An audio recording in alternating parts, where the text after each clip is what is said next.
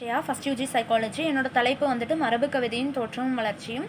இந்த பிபிடியில் மரபு கவிதையோட தோற்றம், அதோட நோக்கம், வரலாற்று வளர்ச்சி, அதோட இன்றைய நிலை, மரபு கவிதையை பின்பற்றியவங்க, அவங்களோட குறிப்பு, இதை தான் சொல்ல போகிறேன். ஃபஸ்ட்டு மனதில் தோன்றும் எண்ணங்களையும் உணர்ச்சிகளையும் வந்துட்டு இலக்கிய நயம் மிக்க அழகாக சொல்கிறது தான் வந்துட்டு கவிதை அப்படி சொல்லுவோம். அந்த கவிதைகளே வந்துட்டு காலத்துக்கு ரொம்ப முந்தையதாக படைக்கப்பட்டு இருந்துச்சுன்னா அதுகளெல்லாம் வந்துட்டு மரபு கவிதையில் வரும். 20 நூற்றாண்டுகளுக்கும் மேலாக வந்துட்டு இந்த மரபு கவிதை அப்படின்றது தமிழ்நாட்டில் தலை சிறந்து விளங்குது அப்படி சொல்கிறாங்க.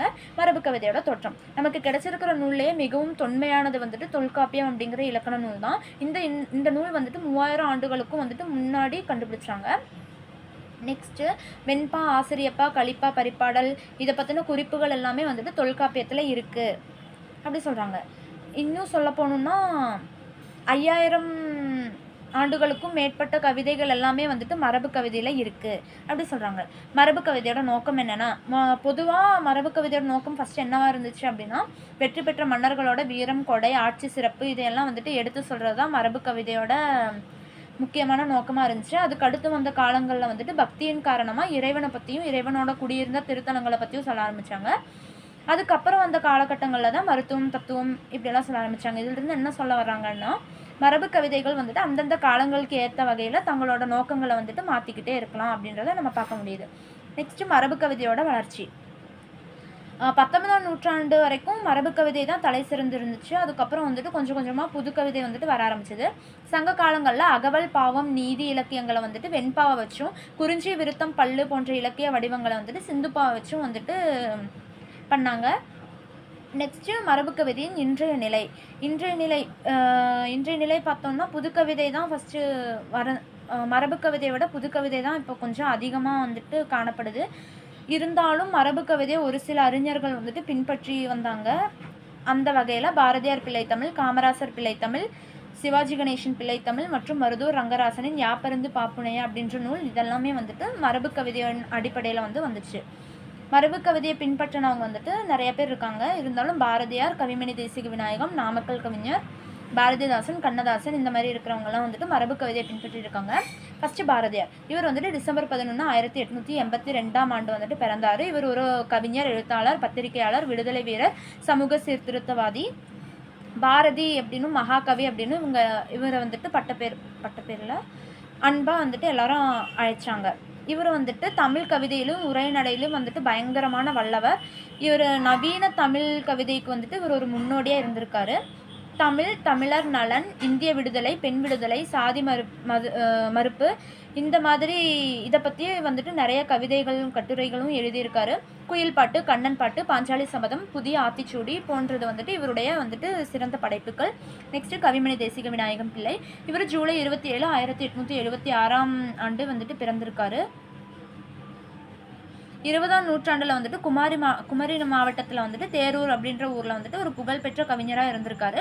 பக்தி பாடல்கள், இலக்கியம் பற்றிய பாடல்கள், வரலாற்று நோக்குடைய கவிதைகள், குழந்தை பாடல்கள், இயற்கை பாட்டுகள், தேசிய பாட்டுகள், வாழ்த்து பாக்கள் அப்படின்ற விரிந்த தளத்தில் வந்துட்டு இவர் செயல்பட்டிருக்காரு. கவிமணி அப்படின்ற பட்டமும் இவருக்கு இருக்குது. மலரும் மாலையும், ஆசிய ஜோதி, உமர் கயாம் பாடல்களை வந்துட்டு மொழிபெயர்த்தாரு. இந்த மாதிரி வந்துட்டு இவருடைய படைப்புகள். அடுத்து வந்துட்டு நாமக்கல் கவிஞர். இவர் அக்டோபர் 19, 1888ஆம் ஆண்டு வந்துட்டு பிறந்தார். இவர் வந்துட்டு தமிழ் அறிஞரும் ஒரு கவிஞரும் கூட. கத்தியின்றி ரத்தமின்றி யுத்தம் ஒன்று வருகுது அப்படின்ற ஒரு தேசபக்தி பாடலை வந்துட்டு இவர் பாடியிருக்காரு.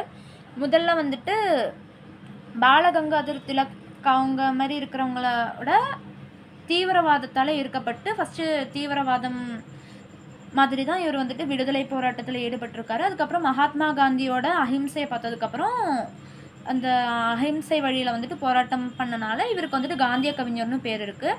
தமிழ் நிதயம், இலக்கிய இன்பம், மலைக்கல்லன் இதெல்லாம் இவருடைய வந்துட்டு சிறந்த படைப்புகள். நெக்ஸ்ட் பாரதிதாசன். இவரோட இயற்பெயர் வந்துட்டு சுப்புரத்தினம்.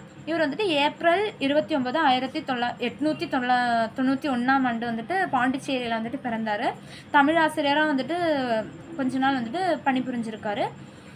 இவர் வந்துட்டு பாவேந்தர்னும் புரட்சி கவிஞர்னும் அன்புடன் எல்லாராலையும் அழைக்கப்பட்டார்.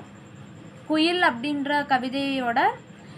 கவிதையில் வந்துட்டு ஒரு திங்கள் இதில் வந்துட்டு நடத்திட்டு வந்தார். குடும்ப விளக்கு, அழகின் சிரிப்பு, புரட்சி கவி, இசை அமுது, தமிழச்சியின் கத்தி, வீரத்தாய், சிறுகாப்பியம் இதெல்லாம் வந்துட்டு இவரோட சிறந்த படைப்புகள்.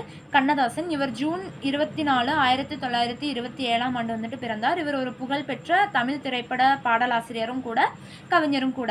4000க்கும் மேல கவிதைகள் எழுதியிருக்காரு. 5000த்துக்கும் மேல திரைப்பட பாடல்கள் வந்துட்டு எழுதியிருக்காரு. நவீன கட்டுரையை எழுதியிருக்காரு. நம்ம தமிழக சட்டமன்றத்தோட அரசவை கவிஞர்னு ஒரு சொல்லலாம்.